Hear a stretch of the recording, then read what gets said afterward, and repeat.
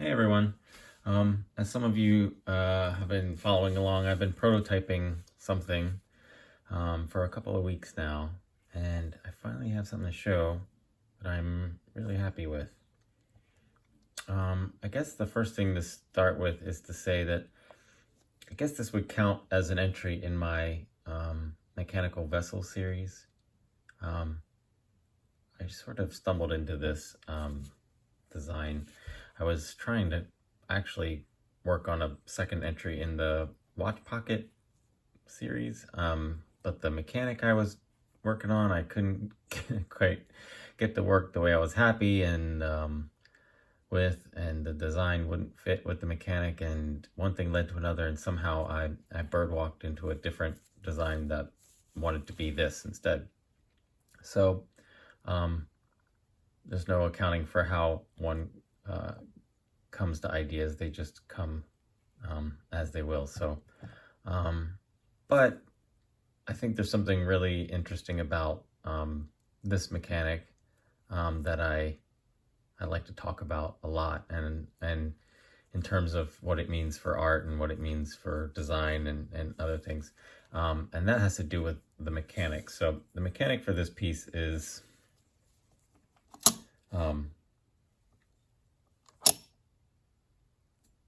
well, it's wonderful, but the mechanic is unlike all of the first three mechanical vessels. This one is a magnet actuated mechanic, I guess. Magnet actuated mechanic. And the reason that I think that's interesting is because it's not a practical latch. There are lots of commercial locking mechanisms that use magnets or employ magnets, but they're pretty specialized. But in terms of a sort of general magnetic latching mechanism, this is pretty impractical. You wouldn't use this in a sort of a rugged everyday object, but you can take something like this and place it in the context of art or an art object, and it becomes not only practical but desirable. And I think that's sort of that's the line I really like to walk on. So it's a beautiful little, I guess it could be considered an urn. I don't know. It's really more of I just tried to make something that's sort of in the line of a lot of the really wonderful box turning objects I've seen in the woodworking community. And while this utilizes a little bit of wood for its decorative elements, it's kind of got a function too. This is clearly a mechanical metal affair. So the way the mechanism works is that this drum in the middle has 4 magnets in it, and let's see if I actually have it. Hold on. So much like this piece that has 4 magnets, when you rotate it, it changes the polarity from opposing polarities to attracting polarities. And this is sort of the same idea. Each of these latches has a magnet in the back of it. Oh, here, I'll show you that. Each of these has a magnet in the back of it. This one's really dirty.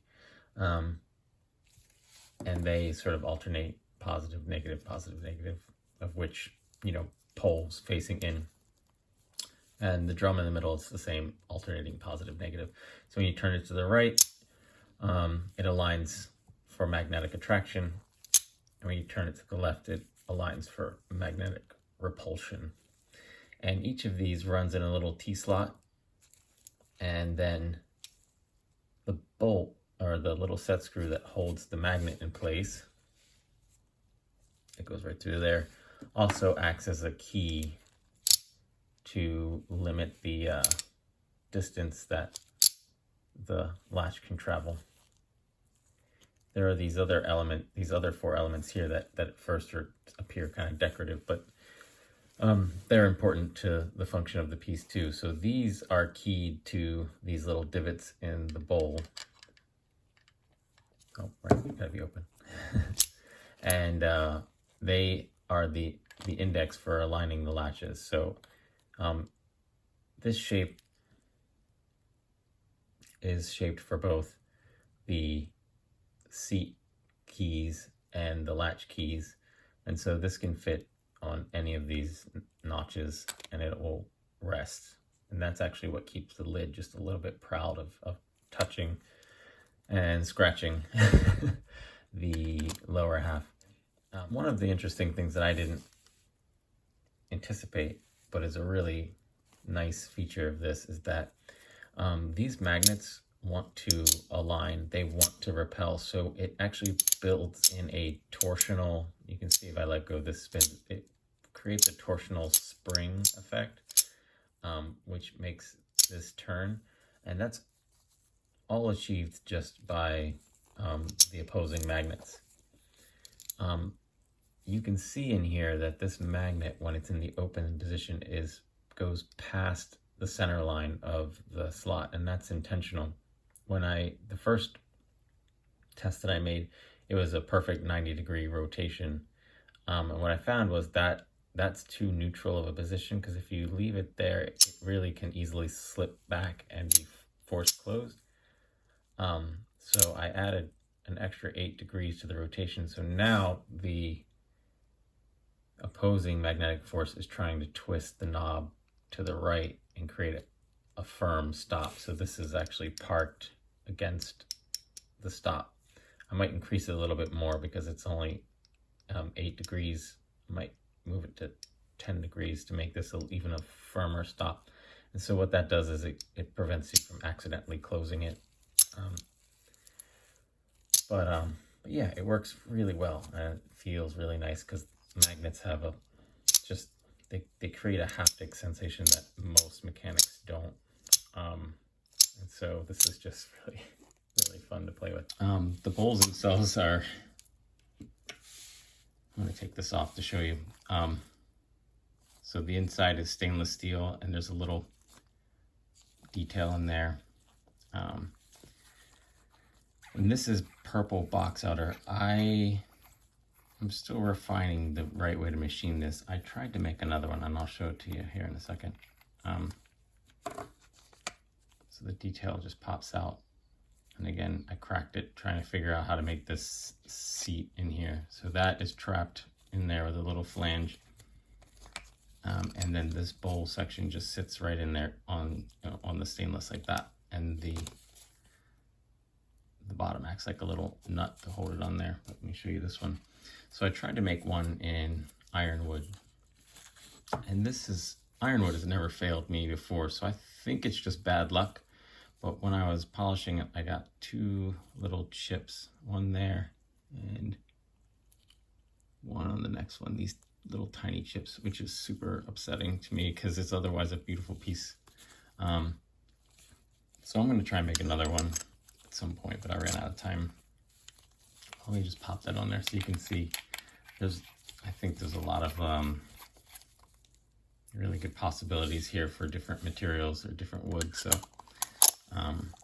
that's ironwood, and I just think that's lovely. Well, the other thing I did is that little collar there is titanium, so that can be anodized, sort of like an accent color. So depending on what wood I decide to use there, I could do that. But yeah, there's still a lot more to do. I bought some. I'm probably barking up the wrong tree here, but I bought some black palm thinking that would look really nice. But history has taught me that black palm likes to chip and fray too, so I'm wondering if those edges are going to give me some major trouble if I try to make one of these bowls out of black palm. But I'm going to try anyway. Another consideration I thought was maybe to machine this bowl section in two pieces, so the top edge could be stainless and then just the lower would be wood, and that would give me a little more robust edge. But again, I got a long ways to go on this. So as you can see, there are visible bolts on the bottom of this lid, and I'm not sure if that's actually a problem or not. I thought about ways to cover it, but all of those would reduce the volume of this and make the lid bigger. And quite frankly, I don't really mind showing you the bones of a piece or how they work, as long as it's on the inside like that. So I'm probably going to keep that. The other thing as I'm playing with this and been testing it, so this, as you can see, these latches strike pretty hard when they close and when they open, and that has a tendency to slowly knock that set screw loose. And when that set screw comes loose, then the magnet shoots out and sticks to the drum. So I'm guessing I'm gonna have to Loctite that pretty well. I'll probably also glue the magnets in so they won't be removable. Or at least not easily removable. There's these little relief holes in each of these keys, and that's so that it intersects the opening where the magnet is, so I can actually, if I need to, get a tool in there and push the magnet out. So that will still mean the magnets will be somewhat serviceable, but all in all, I think that looks actually quite nice. This little bolt runs on a PTFE washer on the bottom, and there's another one under this, so this is actually really smooth. The way this rotates, those act as the bearings and just give just a little bit of resistance to the rotation of this. That feels nice. If they were actual bearings, maybe it would be a little too easy to turn, so a little resistance is actually nice in certain kinds of knobs. So another thing, I think another improvement I'm going to make is, I'm going to take this out and show you guys. This is a shoulder screw that bolts down through here, and I threaded the head on it. And so this piece just has a matching thread on it, and this is a little bit dicey.